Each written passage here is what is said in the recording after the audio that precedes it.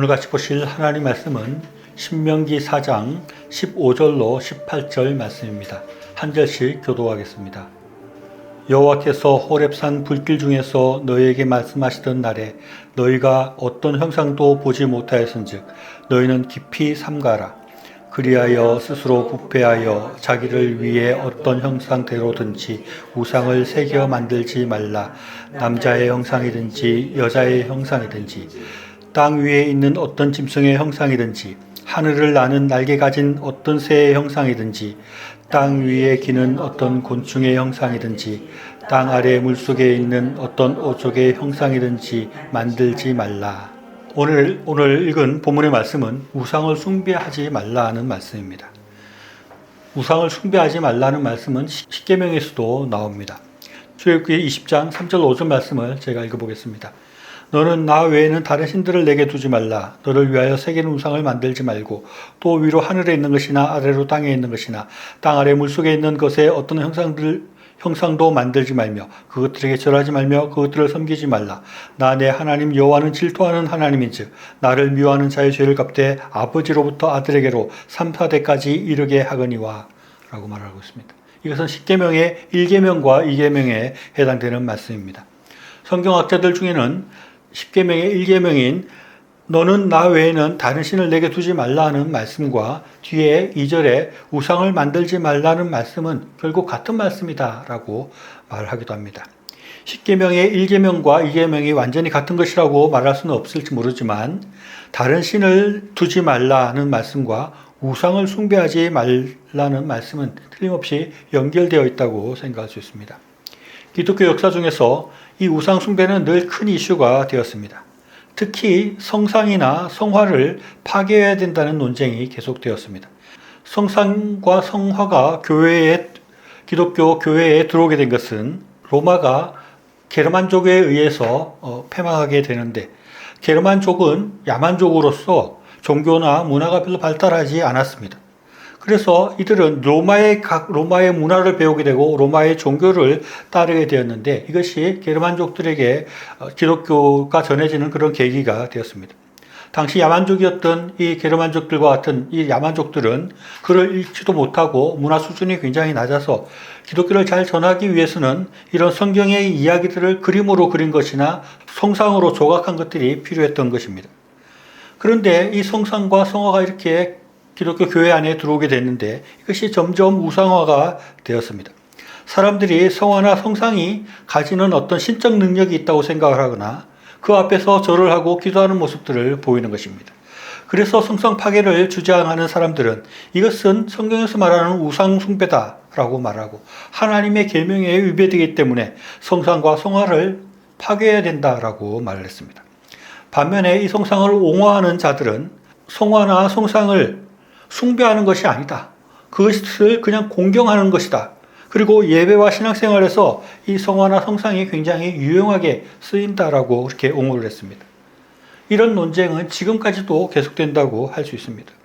우리 개신교회에서는 예수님의 상이나 성모 마리아 상을 거의 두지 않습니다. 그러나 가톨릭 성당에 가보면 그런 성상들이 아주 많이 있는 것입니다. 세계적으로 유명한 성당에 가보면 그 교회 안에 성상들이 많이 있고 성화가 가득한 것을 보게 됩니다. 그 중에는 예술적으로도 아주 뛰어나서 세계적인 문화재로 그렇게 되어 있는 것들도 많이 있습니다. 미켈란젤로의 조각작품인 다비드상이나 성모 마리아가 예수님을 안고 있는 피에타상 같은 것들이 성상에 속한다고 할 수 있습니다.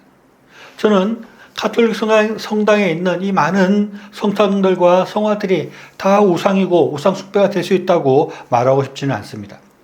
앞에서 말한 것처럼 그런 성상과 성화들이 유용하게 사용될 수도 있고 또 어떤 사람들에게는 신앙에 도움을 줄 수도 있다고 생각합니다.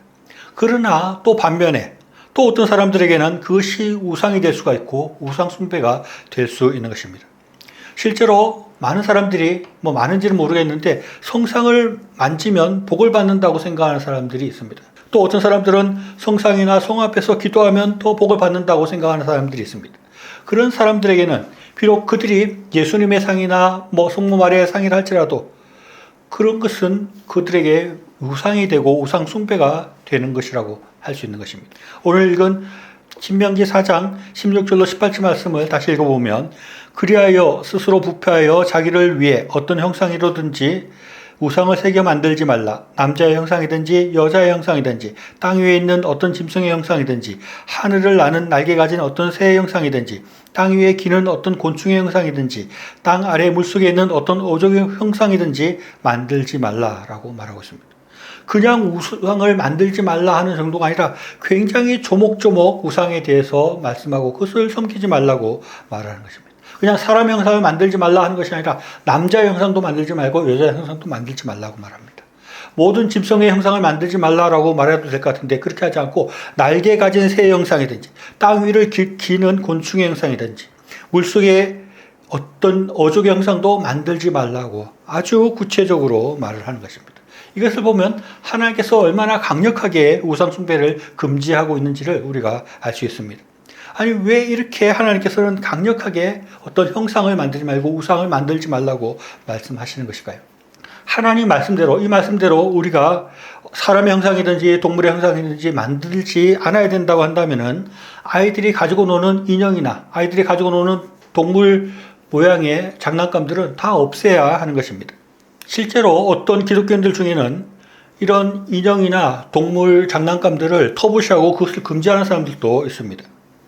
그런데 우리가 잘 생각해 봐야 할 것은 하나님께서 지금 금지하는 것이 단순히 인형을 만들거나 동물 장난감을 만드는 것 그 자체를 금지한다라고는 볼 수 없습니다.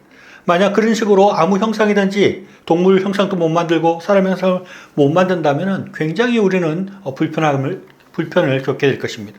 이수신 장군도 만들어서는 안 되고 또 뭐 인터넷상에서 아바타를 만드는데 그것도 안 되는 것일 수 있는 것입니다.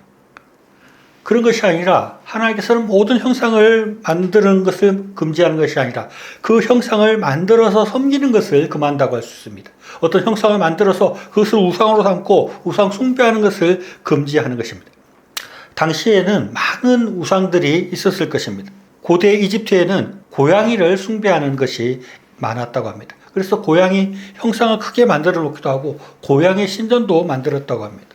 그런데 고양이뿐만 아니라 뱀을 숭배하기도 하고 곰을 숭배하는 그런 민족들도 있고 또 어떤 사람들은 동물뿐만 아니라 산을 숭배하고 또 태양과 달을 숭배하는 그런 우상을 많이 숭배했던 것입니다. 그런 모든 우상 숭배는 하나님께서 지극히 미워하는 행동이고 절대 해서는 안 되는 행동이라고 말씀하고 있습니다. 만약에 하나님이 우상을 숭배하는 것을 금지하는 이런 계명을 주시지 않았다면 사람들은 엄청나게 많은 우상을 만들고 그 우상을 의지하는 마음을 가졌을 것입니다. 하나님 믿는 사람들 가운데서도 하나님께서 특별히 우상을 만들지 말라 말씀 안 하면 하나님을 내가 믿지만 그래도 왠지 고양이 상을 만들어 놓으면 내가 일이 잘 될 것 같다 생각을 하는 사람들도 많고 또 어떤 부적을 만들어서 갖고 다니는 사람들도 많고 그런 것들이 행운을 가져줄 것이라는 생각을 하는 기독교인들도 많았을 것이라는 것을 생각해 볼 수 있습니다. 출애굽기 32장 보면 이스라엘 백성들이 금송아지를 만들어서 하나님 앞에 범죄하는 것을 보게 됩니다. 모세가 하나님을 만나러 시내산에 올라왔는데 모세가 빨리 안 내려온다고 해서 사람들은 금송아지를 만들어서 그것을 하나님으로 삼고 그것을 숭배했던 것입니다. 이스라엘 백성들의 이런 모습은 참으로 어처구니 없고 어떤 부분에서는 진짜 놀랍기까지도 합니다. 왜냐하면 이스라엘 백성들은 하나님이 존재하는 것을 느낄 기회가 아주 많이 있었습니다. 많은 하나님의 은혜를 경험하면서 이제까지 왔던 것입니다. 애굽의 10가지 재앙도 그들은 보았고 홍해가 갈라지는 것도 보았고 또 만나와 메추라기가 떨어져서 그것을 먹고 살았었는데 바로 하나님을 배신하고 눈에 보이는 금송아지를 만들고 그것을 숭배하는 것입니다. 이런 것을 보면 사람들이 얼마나 우상 숭배하기를 좋아하는가 하는 것을 알 수 있습니다. 사람들은 뭔가를 만들어 놓고 그것을 숭배하는 것이 너무 그런 일들을 많이 하는 것을 보게 되는 것입니다. 지구상의 대부분의 나라와 국가에서 다 우상을 숭배했습니다. 모든 시대에 걸쳐서 사람들이 우상을 가지고 있었던 것입니다. 하나님은 이런 사람의 습성을 잘 아시고 절대로 우상을 만들어서는 안 된다. 어떤 형상이든지 만들어서 그것을 섬겨서는 안 된다. 하나님만 섬겨야 된다라고 말씀하고 있습니다. 하나님은 하나님의 형상조차도 만들지 말라고 말씀하십니다. 오늘 그 본문 말씀인 신명기 4장 16절 이하에서는 이런 형상 저런 형상이든지 우상을 만들지 말라라고 말하는데 그 앞에 15절에는 이런 말씀이 있습니다. 여호와께서 호렙산 불길 중에서 너희에게 말씀하시던 날에 너희가 어떤 형상도 보지 못하였은즉 너희는 깊이 삼가하라 라고 말합니다.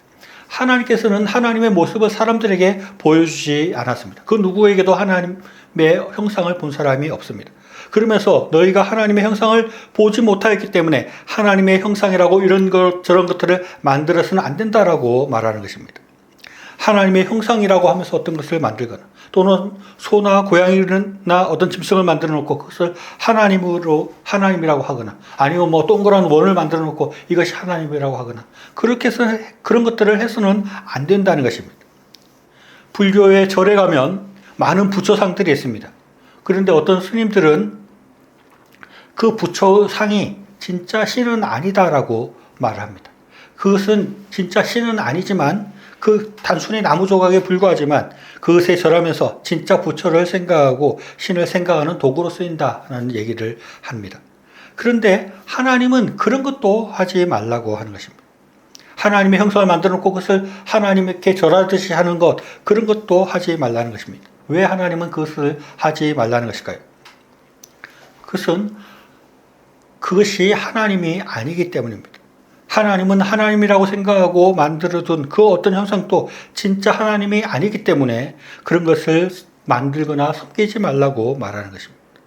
하나님은 이 세상 어디에도 존재하시는 분이고 우리의 모든 기도를 다 들으실 수 있는 분이신데 하나님을 놔두고 다른 것을 만들어서 그것을 숭배하는 것은 안 된다는 것입니다. 그것은 도대체 이해할 수 없는 것이라는 것입니다.